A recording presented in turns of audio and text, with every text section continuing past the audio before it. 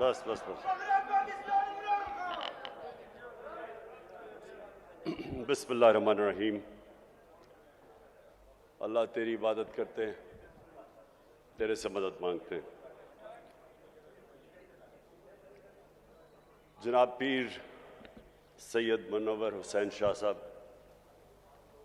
میں آپ کا اور اپنے سارے معزز مشائخ جو سارے پاکستان سے یہاں آئے ہوئے ہیں, میں پہلے تو آپ سب کو خوش آمدید کہتا ہوں. اور مجھے خوشی ہے کہ اس موقع پہ میں آپ سب سے اپنی بات چیت بھی کر لوں, اور جو میرے خیالات ہیں اپنے ملک کے اوپر وہ بھی آپ کے سامنے رکھ لوں. یہاں بات نہیں کرنی. سب سے پہلے جی میں یہ واضح کر دوں کہ میں کوئی اسلام کا اسکالر نہیں ہوں. میں کبھی بھی اپنے آپ کو کوئی اسلام کا عالم نہیں سمجھا, لیکن میں ایک وہ انسان ہوں جس نے آہستہ آہستہ اپنی زندگی کے تجربے سے,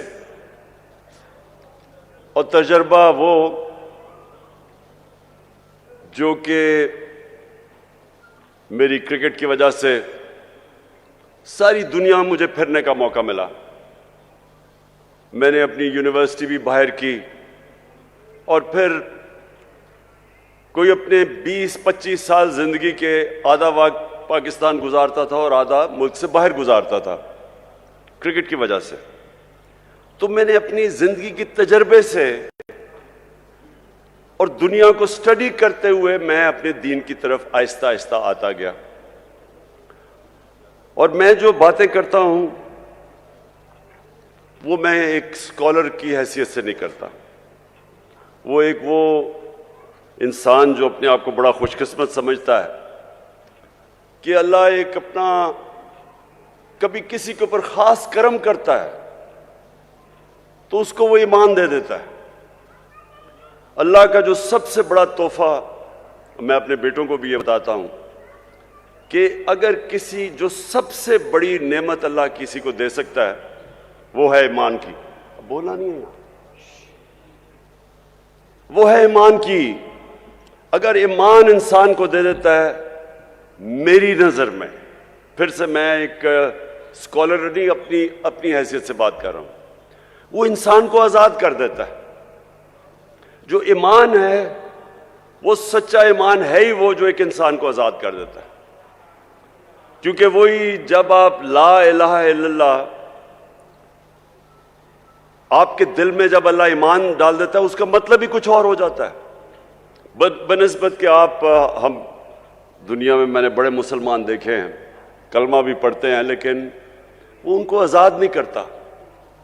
قرآن کی ایک میں نے آیت پڑھی تھی کہ ایمان والا آدمی ایمان والے آدمی کو پہچان لے گا. وہ کیسے پہچانے گا؟ میری نظر میں وہ آزاد ہو جاتے ہیں, وہ اپنی نفس پہ قابو پا جاتے ہیں, ان کے خوف دور ہو جاتے ہیں, وہ لالچ کو کنٹرول کر لیتے ہیں, پیسے کو استعمال کرنا سیکھتے ہیں, پیسے سے استعمال نہیں ہوتے. سب سے بڑی بات کہ وہ سوائے اللہ کے کسی کے سامنے نہیں جھکتے. جو خوف کا بت میری نظر میں, میری زندگی کے تجربے میں, جو اللہ نے انسان کو اشرف المخلوقات بنایا, عظیم مخلوق, وہ اس لیے اپنی پرواز نہیں کر سکتا, سب سے بڑا جو بت جب وہ نہیں توڑتا وہ ہے خوف کا بت. مرنے سے میں ڈرتا ہوں, میں ظالم کے سامنے نہیں کھڑا ہوتا. میں نوکری کر رہا ہوں, میں اپنے ضمیر کے خلاف جاتا ہوں کہ میری نوکری نہ چلی جائے. میں تو اس کو بھی شرک سمجھتا ہوں. جدھر آپ اپنے ضمیر کا سودا کرتے ہیں اور رائے حق سے ہٹتے ہیں, میری نظر میں تو وہ بھی شرک ہے. پیسے کی پوجا کرنا, پتہ ہے کہ میں چوری کر رہا ہوں, کرپشن کر رہا ہوں, لیکن میں ہر چیز جسٹیفائی کر لیتا ہوں کہ جی میرے گھر میں پیسہ نہیں تھا اس لیے چوری کر رہا ہوں۔ میں نے تو زندگی میں لوگوں کو ہر چیز کو جسٹیفائی کرتا دیکھا ہے، قتل کو بھی وہ جسٹیفائی کر دیتے ہیں، کرپشن کو، قتل کو، جھوٹ کو، زنا کو، سب کو جسٹیفائی انسان کر سکتا ہے۔ تو جو ایمان ہوتا ہے وہ انسان کو بدل دیتا ہے، وہ اصل میں انسان کا جو قبلہ ہے وہ صحیح قبلہ آ جاتا ہے، اس کا ڈائریکشن زندگی کا بدل جاتا ہے۔ وہ بجائے دنیا میں رہنے کے وہ اپنی آخرت کی فکر کرنی شروع کر دیتا ہے، اور وہ پھر اس کا کیریکٹر بھی بدلنا شروع ہو جاتا ہے۔ کبھی بھی انسان کا کیریکٹر نہیں بدلتا میری نظر میں، جب صرف ایمان ہی کیریکٹر بدل سکتا ہے انسان کا۔ تو یہ میں سمجھتا ہوں سب سے بڑی نعمت ہے اللہ کی۔ تو جب میں وزیر اعظم بنا اور میرا یہ ساری دنیا کا تجربہ تھا کہ وہ ملک جو آگے نکل گئے، جو ترقی یافتہ ملک ہیں، جدھر ہمارے یہاں سے پاکستانی مرتے ہیں ویزا لے کے ان ملکوں میں جانے کے لیے، میں نے جب ان ملکوں کو سٹڈی کیا تو میرے معزز مشائخ، میں اس نتیجے پہ پہنچا کہ وہ مدینہ کے ریاست کے اصولوں پہ ہمارے سے زیادہ قریب ہیں۔ ادھر عدل اور انصاف کا نظام ہمارے سے بہتر ہے، ادھر ان کی میرٹ کا نظام بہتر ہے، ادھر انسانیت کا نظام بہتر ہے۔ فلائی ریاست، میں آپ کو کئی ایسی ریاست بتا سکتا ہوں اسکینڈینیویا میں، اور اگر آپ کبھی پاکستانی ملے ادھر سے تو ان سے پوچھیں کہ انسانیت کیا ہوتی ہے۔ ہمارے تو نبی صلی اللہ علیہ وسلم نے تب تقریباً 1500 سال پہلے دنیا کی سب سے پہلی فلاحی ریاست بنائی تھی۔ اس سے پہلے تو کوئی فلاحی ریاست نہیں تھی، بادشاہ تھی، طاقتور کے پاس سب کچھ تھا، کمزور کے پاس کچھ نہیں تھا۔ جو انسانی نظام اور جو جانوروں کے نظام میں فرق کیا ہے؟ جانوروں کے نظام اور انسان میں کیا فرق ہے؟ میری نظر میں جو اللہ نے اپنے سارے پیغمبر بھیجے تھے 1,00,000 سے زیادہ، وہ سارے ایک ہی پیغام دینے آئے تھے کہ جانوروں کی جو جانوروں کی بستی ہوتی ہے اس میں انصاف نہیں ہوتا، اس میں جس کی طاقت اس کے پاس سب کچھ ہے، کمزور کی کوئی حیثیت نہیں ہوتی اس میں، اور وہاں انسانیت نہیں ہوتی۔ جو کمزور ہوتا ہے وہ بھوکا مر جاتا ہے وہاں۔ جو انسانی نظام ہوتا ہے، انسانی نظام فرق ہی ان دو خاص چیزوں پہ ہوتا ہے کہ وہاں انسانیت ہوتی ہے، وہاں رحم ہوتا ہے، اور پھر ادھر عدل اور انصاف ہوتا ہے۔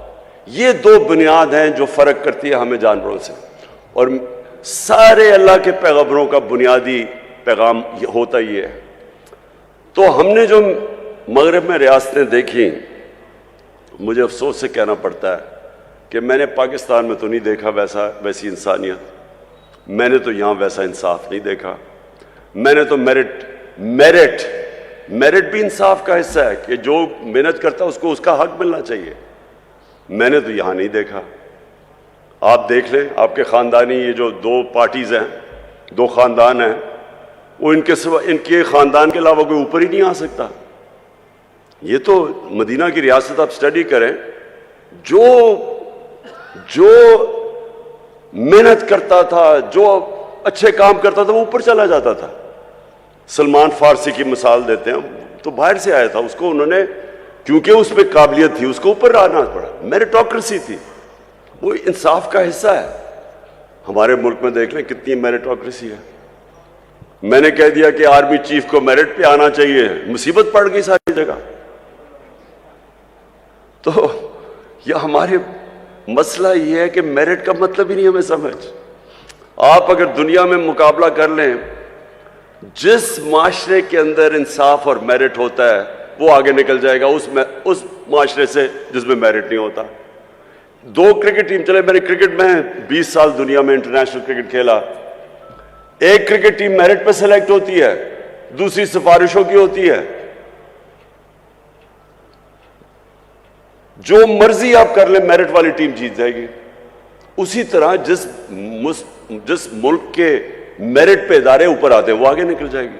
تو سب سے پہلے تو انصاف, اور پھر جو فلاحی ریاست جدھر انسانیت ہوتی ہے, جدھر آپ اپنے کمزور طبقے کی فکر کرتے ہیں, جدھر آپ ذمہ داری سمجھتے ہیں کہ میرا جو لوگ ہیں بیچارے جو نچلے طبقہ ہے, ہماری اسٹیٹ کی ذمہ داری ان کو تعلیم دیں, ان کے لیے علاج کریں, ان کا صحت کا دھیان رکھیں, ان کی نوکریاں کریں.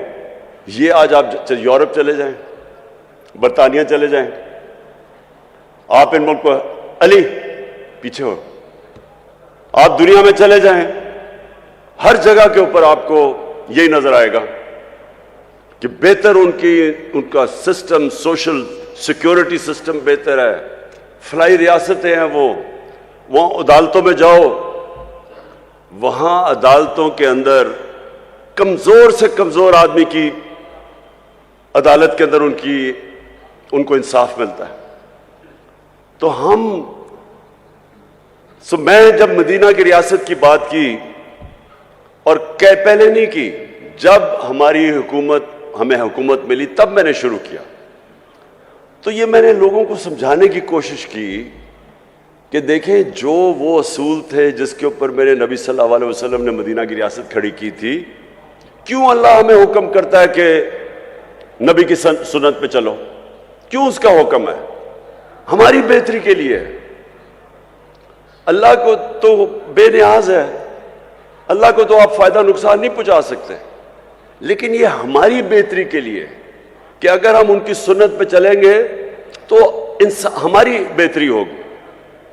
کیونکہ مدینہ کی ریاست میں یہ بھی ہمارے لوگوں کو نہیں پتا, دنیا کی تاریخ کا سب سے بڑا وہ انقلاب تھا. دنیا کی تاریخ میں اتنی بڑی تبدیلی نہیں آئی. 622 اور 632 کے بیچ میں وہ لوگ جن کی کوئی حیثیت نہیں تھی, وہ دنیا کے لیڈرز بن گئے. یہ تاریخ کا حصہ ہے, یہ بھی ہمارے لوگوں کو نہیں پتا. 10 سالوں کے اندر صرف 1200 سے 1300 لوگ جنگوں میں مرے تھے دونوں طرف. جو جنگوں کے اندر دونوں طرف کیجولٹیز ہوئی تھی وہ 1200 سے 1400 تھی. لیکن اسی ٹائم میں سارا عرب بدل گیا, اور وہ لوگ جس طرح انہوں نے دنیا کی لیڈرز بن گئے, فکری انقلاب آیا تھا. تو وہ کیا چیزیں تھیں, وہ انہوں نے ہمارے نبی صلی اللہ علیہ وسلم نے کس طرح ان کو چینج کیا, ان کا کیریکٹر کیسے بدلا, یہ ہمارے لوگوں کو نہیں پتا آج. میں نے اس لیے رحمت للعالمین اتھارٹی بنوائی, بڑے بڑے عالم کو ہم نے اوپر بٹھایا. ہم نے کہا کریکولم ڈیولپ کرو, اسکول کے بچوں کو سیرت نبی سکھاؤ, 8, 9 اور 10 کلاسز کے اندر کورس اسپیشل ڈیولپ کرو, یونیورسٹیز کے اندر ریسرچ کرواؤ, کالجز کے اندر ڈیبیٹس ہوں, پتہ چلے ہمارے نوجوانوں کو کہ کیا اتنا بڑا انقلاب کیسے آیا تھا, کیسے دنیا مسلمانوں نے ٹرانسفارم کر دی تھی. 1000 سال تک مسلمان دنیا کی سب سے بڑی پاور تھے. وہ کیا چیز تھی, کیوں اوپر, پھر مسلمان جب اوپر بھی گئے پھر نیچے کیوں آئے؟ اقبال نے جو شکوہ اور جواب شکوہ لکھا, کیا کہنے کی کوشش کر رہا تھا کہ ہم اوپر کیوں گئے اور پھر ہم نے کیا آیا؟ وہی مدینہ کے ریاست کے اصولوں سے پیچھے ہٹے, ہم نیچے آ گئے. اور آج ہم پھر کیسے اپنے لوگوں کو اوپر لا سکتے ہیں؟ اس لیے ہماری کوشش تھی کہ یہ اتھارٹی بنا کے ہم سارے ملک کے اندر لوگوں کو سمجھائیں, اپنے یوتھ کو, نوجوانوں کو, پھر ان کا کیریکٹر بلڈنگ کریں. اس وقت ہمارے بچوں کے اوپر جو پریشر ہے, میں اپنے معزز مشائخ آپ سب کے سامنے کہہ رہا ہوں, موبائل فون نے دنیا بدل رہا ہے. موبائل فون کے اوپر جس طرح کا مٹیریل آج ہے, انسانی تاریخ میں بچوں کے پاس اس طرح کی چیزیں نہیں ہیں. پورنوگرافک مٹیریل ہے, ہر قسم کا گند ہے, فائدہ بھی ہے, علم بھی ہے, لیکن دوسری طرف ہر قسم کا اس میں ایکس ریٹڈ مٹیریل ہے جو بچوں کو کبھی انسانی تاریخ میں بچوں کو یہ چیزیں نہیں دیکھتی تھی. اگر اب ہم اپنے بچوں کی تربیت نہ کریں, اور میں سمجھتا ہوں کہ تربیت ہو ہی ایک طرح سکتی ہے, کہ ہم سیرت نبی سے بچوں کو پڑھائیں, ان کا کیریکٹر بلڈنگ کریں. ایک چیز ہے جس طرح ہم اپنے بچوں کو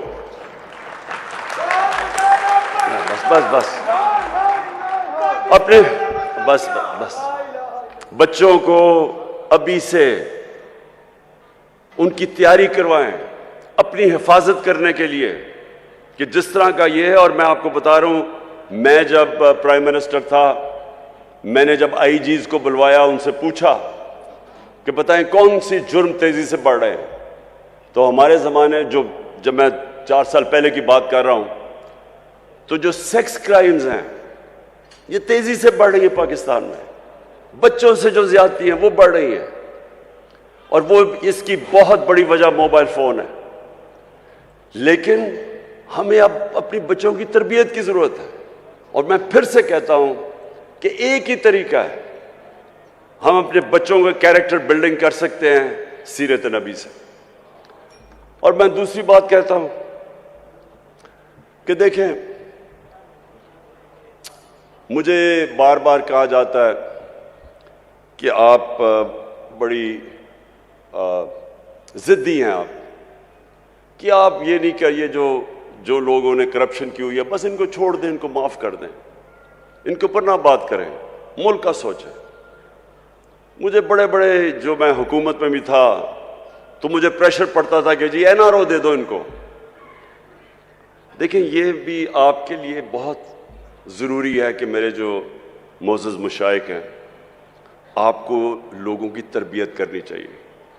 دیکھیں ہمارے نبی صلی اللہ علیہ وسلم رحمت للعالمین تھے, ان سے زیادہ رحم کرنے والا انسان نہیں تھا جس کو اللہ نے کہا کہ ساری دنیا کے لیے رحمت بن کے آئے, مسلمان ہو یا نہیں ہو. لیکن ان کو جو سب سے زیادہ رحمت کرنے والے انسان تھے, رحم کرنے والے انسان تھے, جب فتح مکہ ہوئی انہوں نے ان سارے کفار کو معاف کر دیا جنہوں نے مسلمانوں پہ بڑا ظلم کیا تھا, ان کے اوپر ہر قسم کا تشدد کیا تھا, ان کو ہجرت کرنی پڑی, ان کے جس طرح کی مشکلات کا سامنا کرنا پڑا. تو جب فتح مکہ ہوئی تو ان کو بدلہ تو لینا چاہیے تھا, لیکن رحمت للعالمین نے سب کو معاف کر دیا. لیکن جب ان کے پاس ایک آدمی آیا اور کہا کہ دیکھیں جی یہ قریش کی لڑکی نے چوری کی ہے, یہ قریش کی لڑکی ہے, اس کو معاف کر دیں, تو تب انہوں نے کہا کہ میری بیٹی بھی اگر چوری کرے گی اس کو بھی معاف نہیں کیا جائے گا. یعنی جدھر چوری, آپ جس دن چوری کو معاف کرنا شروع کر دیں آپ اپنا معاشرہ تباہ کر دیتے ہیں. انہوں نے جو ان کی حدیث ہے, اللہ کے آخری پیغمبر کی جو حدیث ہے, اچھا اور مجھے یہ بھی نہیں سمجھ آتی کہ یہ اس کے اوپر کنٹروورسی کیوں ہے, جب قرآن میں واضح لکھا گیا ہے کہ نبی صلی اللہ علیہ وسلم اللہ کے آخری پیغمبر ہیں, تو اس کے اوپر ڈیبیٹ کیوں ہے؟ جو نہیں مانتا وہ مسلمان ہی نہیں ہے اس پہ.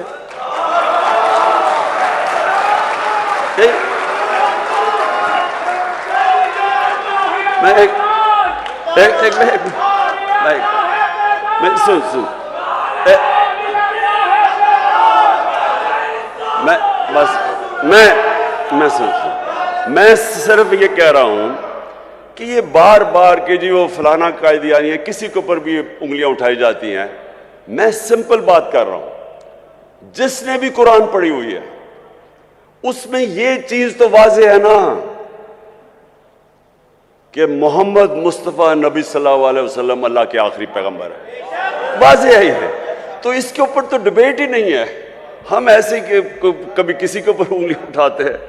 اچھا تو میں یہ اب آپ کو دیکھیں, یہ بہت ضروری ہے ہم سب کے لیے. یہ جو وقت ہے اس وقت پاکستان میں, یہ بہت اہم وقت ہے. وقت کیا ہے کہ ہمارے ملک کے اوپر بیرونی سازش کر کے اس ملک کے وہ نامور ڈاکوؤں کو اوپر بٹھا دیا گیا ہے جو 30 سال سے چوری کر رہے ہیں. ملک آتے ہیں, حکومت کرتے ہیں, ملک کو لوٹتے ہیں, واپس باہر چلے جاتے ہیں, پھر NRO لے کے پھر واپس آتے ہیں, پھر چوری شروع کر دیتے ہیں, پھر باہر چلے جاتے ہیں, پیسہ ملک کا باہر لے جاتے ہیں. اب مجھے میں سوال یہ پوچھتا ہوں کہ اگر ایک بحثیت معاشرہ ہم اس ظلم اور ناانصافی کے خلاف اپنی آواز بلند نہیں کرتے اور اس کا مقابلہ نہیں کرتے، ہمارے اور بھیڑ بکریوں میں کوئی فرق نہیں ہے۔ اس سے بڑا ظلم کیا ہے؟ چوری۔ آپ یہ ایسے ہے کہ آپ کے گھر میں کوئی چوری کرے، چوری کر کے چلا جائے اور تھوڑی دیر بعد کہ جی میری چوری معاف کر دو۔ کون کرے گا؟ آپ کا کوئی گھر لوٹ کے جائے، معاف کریں گے اس کو؟ کہیں گے پہلے پیسے واپس کرو۔ تو کرپشن تو ملک کا پیسہ چوری ہے۔ وہ جو سارے عوام کا، جو اسکولوں پہ، ہسپتالوں پہ، جو ہر چیز عوام کی سہولتوں کے لیے پیسہ وہ چوری کر کے باہر لے جاتے ہیں اور پھر تھوڑی دیر بعد کہتے ہیں جی اس کو معاف کر دو۔ اور جب عمران خان نہیں مانتا تو کہتے ہیں بڑا ضدی ہے، بھئی میرا اپنا پیسہ ہوتا شاید میں معافی کر دیتا ان چوروں کو، لیکن عوام کا پیسہ ہے یہ، یا غربت ہے، لوگ بھوکے مر رہے ہیں، 5 کروڑ پاکستانی 2 وقت کی روٹی نہیں کھا سکتے، ان کا پیسہ چوری کر کے تم باہر چلے جاؤ اور پھر آگے کہو گے جی اب ان کو NRO دے دو۔ دیکھیں یہ ملک کا مسئلہ ہے۔ میرے نبی صلی اللہ علیہ وسلم نے واضح طور پہ کہا کہ جو قوم چھوٹے چوروں کو جیل میں ڈال دیتی ہے اور بڑے ڈاکوں کو معاف کر دیتی ہے، NRO کر دیتی ہے، نہیں پکڑتی، وہ قوم تباہ ہو جاتی ہے۔ آج اب کوئی غریب ملک میں چلے جائیں، کیونکہ میں نے ساری دنیا دیکھی ہے، کسی غریب ملک میں چلے جائیں، غربت کا اصل وجہ یہ کیا ہے کہ وہاں طاقتور قانون سے اوپر ہے، کمزور جیلوں میں جاتا ہے۔ اب کسی ملک میں چلے جائیں، نائجیریا تیل کے ذخیرے پہ بیٹھا ہوا ہے، سب سے زیادہ جو تیل ہے وہ نائجیریا کے اندر ہے، وہاں غریبوں کی فوج ہے۔ وہاں کیوں غربت ہے؟ کیونکہ ان کے اوپر لوگ بیٹھ کے پیسہ چوری کر کے ملک سے پیسہ باہر لے کے جا رہے ہیں۔ سوئٹزرلینڈ چلے جائیں، سوئٹزرلینڈ میں کوئی وسائل ہی نہیں ہے۔ ہمارے جو شمالی علاقے ہیں، ناردرن ایریاز، سوئٹزرلینڈ سے دگنے بڑے سائز میں اور سوئٹزرلینڈ سے بہت زیادہ خوبصورت ہے۔ وہ ملک جس کے پاس ہے ہی کچھ نہیں سوائے پہاڑوں کے، وہ دنیا کا سب سے خوشحال ملک ہے، کیونکہ سب سے زیادہ دنیا کے اندر انصاف سوئٹزرلینڈ میں ہے، سب سے زیادہ قانون کی حکمرانی سوئٹزرلینڈ میں ہے۔ کسی طاقتور کی جرت نہیں ہے کہ ملک کا پیسہ چوری کر کے باہر چلا جائے، کسی طاقتور کا جرت ہے کہ کسی کی زمین پہ قبضہ کر لے یا کسی کے گھر پہ قبضہ کر لے۔ قانون ہے، انصاف ہے۔ حضرت علی رضی اللہ تعالیٰ نے فرمایا تھا کہ کفر کا نظام چل جائے گا لیکن ناانصافی اور ظلم کا نظام نہیں چل سکتا۔ ہمارا یہ مسئلہ ہے آج، یہاں کوئی وسائل کی کمی نہیں ہے، یہ اللہ نے ہر قسم کی اس ملک کو نعمت دی ہے، لیکن یہ ملک تب تک نہیں چلے گا جب تک ہم مل کے اپنے ملک کو ان اصولوں کی طرف لے کے جائیں جس کے اوپر مدینہ کی ریاست کو کھڑا کیا تھا میرے نبی نے۔ تو میں آپ مشائخ، معزز مشائخ، میں یہ چاہتا ہوں کہ آپ یہ میرے ساتھ مل کے یہ ملک کی حقیقی آزادی کے لیے جہاد لڑیں۔ بس بس بس بس بس بس بس بس بس بس میں یہ پیر منور صاحب،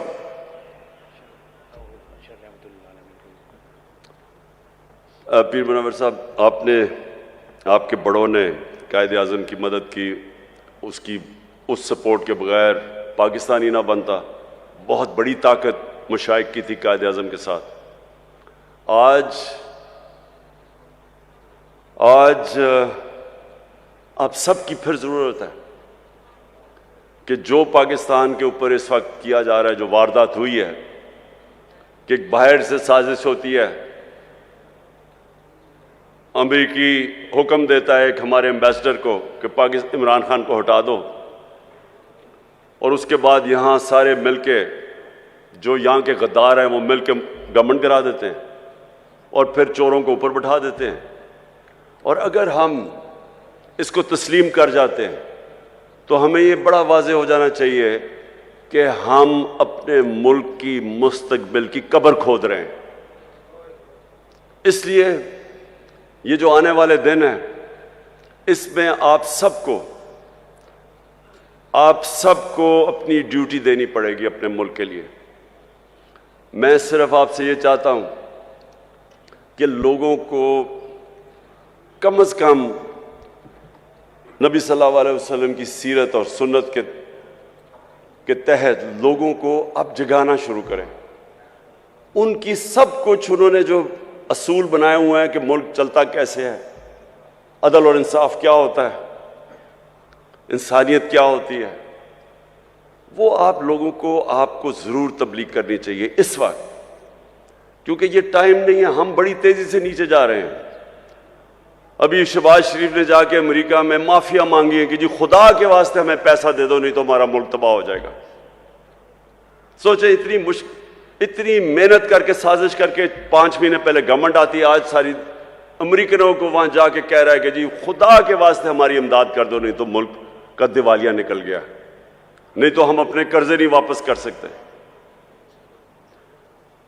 سوال تو ان سے یہ پوچھنا چاہیے کہ آپ کے سارے پیسے اربوں ڈالر ساری دنیا کو پتہ باہر پڑے، ملک کے لیے پیسے مانگ رہے ہو، اپنا پیسہ باہر رکھا ہوا ہے. دوسروں کو کہہ رہے ہو کہ ملک میں پیسہ لے کے آؤ اور اپنا پیسہ باہر لے گئے ہو. تو میں آخر میں سب سے ابھی سے ہی میں اپنی حکومتوں کو، 4 ہمارے پاس حکومتیں ہیں، گلگت بلتستان، آزاد کشمیر، پختونخوا اور پنجاب. انشاءاللہ ہم نے پچھلے سال بھی اور اس سال بھی بھرپور طریقے سے 12 ربیع الاول بنائیں گے. اور جب ہم 12 ربیع الاول بنائیں گے تو اسی میں اپنے نوجوانوں کو نبی صلی اللہ علیہ وسلم کی سیرت سے بھی آگاہ کریں گے اور انشاءاللہ ان کے کیریکٹروں کو اوپر اٹھائیں گے. اور وہ میں ایک دن خواب دیکھتا ہوں کہ وہ وقت آئے گا جب پاکستانی دنیا میں جائیں گے تو جس طرح ایک دفعہ ایک وقت ایسا تھا کہ انڈونیشیا اور ملیشیا میں مسلمان تاجر جب گئے تو لوگوں نے ان کا کردار دیکھ کے، مسلمان تاجروں کا کردار دیکھ کے لوگ مسلمان ہو گئے. انشاءاللہ وہ بھی دن آئے گا جب ہمارا پاکستانیوں کا کردار دیکھ کے لوگ اسلام کی طرف آئیں گے. پاکستان زندہ باد.